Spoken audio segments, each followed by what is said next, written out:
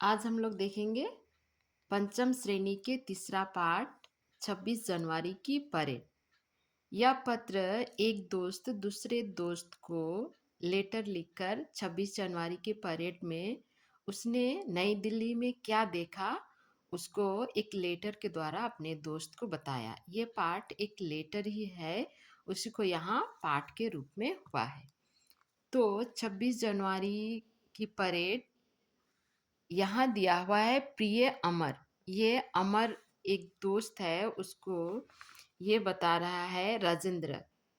प्रिय मित्र राजेंद्र है। राजेंद्र लिख रहा है, अमर को लेटर लिख रहा है। तो राजेंद्र लेटर लिखता है, प्रिय अमर। नई दिल्ली से वो लिखा, इसलिए पते में नई दिल्ली है और डेट लगाया, तारीख दिया है 27 जनवरी को। अमर क्या लिखता है, अमर को क्या लिखता है राजेंद्र। तुम्हें मेरा पहला पत्र मिला होगा। कल 26 जनवरी थी, हम 26 जनवरी की परेड देखने गए थे, मगर तुम भी हमारे साथ होते तो कितना अच्छा होता। इस परेड को देखने के लिए दूर दूर से लोग आए हुए थे। हमारे पास परेड देखने का पास था। पास मतलब टिकट था। उस समय से कुछ पहले ही पहुंचकर हम समय से कुछ पहले ही पहुंचकर कुर्सियों पर बैठ गए। सूरज निकलने तक यहाँ काफ़ी भीड़ हो गई, मतलब सवेरे सुबह का समय में यहाँ काफ़ी भीड़ हो गई थी। चारों ओर ऐसा दिखाई देता था जैसे लोगों का समुद्र हो, मतलब लोग यहाँ बहुत भीड़ हो गए थे। बहुत से विदेशी भी इस परेड को देखने आए हुए थे। परेड के रास्ते के दोनों ओर बड़ी भीड़ थी। पुलिस के जवान घूम घूम कर लोगों को ठीक तरह से बिठाने का प्रबंध कर रहे थे। सब लोगों की आंखें राजपथ की ओर लगी हुई थी। उसी समय राष्ट्रपति की सवारी आती दिखाई दी। राष्ट्रपति सवारी से उतरे। प्रधानमंत्री, सेनाध्यक्ष और दूसरे बड़े बड़े लोगों ने खड़े होकर राष्ट्रपति का स्वागत किया। राष्ट्रपति ने सबका अभिवादन स्वीकार किया। फिर सब अपनी अपनी जगह बैठ गए। सबसे पहले राष्ट्रपति ने राष्ट्रीय झंडा फहराया। इसके कुछ देर बाद परेड आते दिखाई दी। सबसे आगे एक जीप खड़ी थी। इसमें परेड कमांडर हाथ में खुली तलवार लिए खड़े थे। जीप धीरे धीरे आगे बढ़ रही थी। उसके पीछे सेना के जवान पंक्तियों में कदम से कदम मिलाकर चल रहे थे। परेड में सभी तरह की सैनिक टुकड़ियां थी। प्रत्येक टुकड़ी की अलग अलग वर्दी थी। यहाँ तुम्हारा चित्र में जो दिया हुआ है, ये अलग अलग वर्दी थी। सभी के अपने अपने ब्रांड थे, जिनकी धुनें बड़ी अच्छी लग रही थी।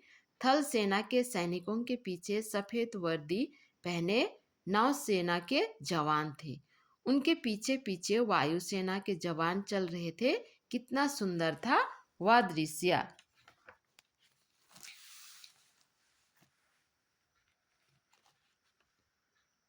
अब घुड़सवारी आ रहे थे।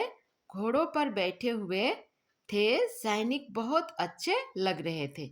उनके पीछे पीछे रेगिस्तान में लड़ने वाले जवान थे। वे ऊँटों पर बैठे थे। यह देखकर बड़ा आश्चर्य होता था कि घोड़े और ऊँट भी कदम से कदम मिलाकर पंक्तियों में चल रहे थे।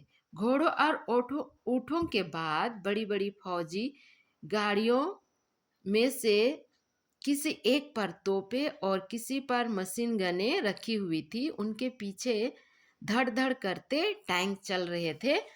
जब फौजी गाड़ियां सड़क के दोनों ओर बैठे लोगों के सामने से निकलती, तब वे इन्हें आश्चर्य से देखते रह जाते ना।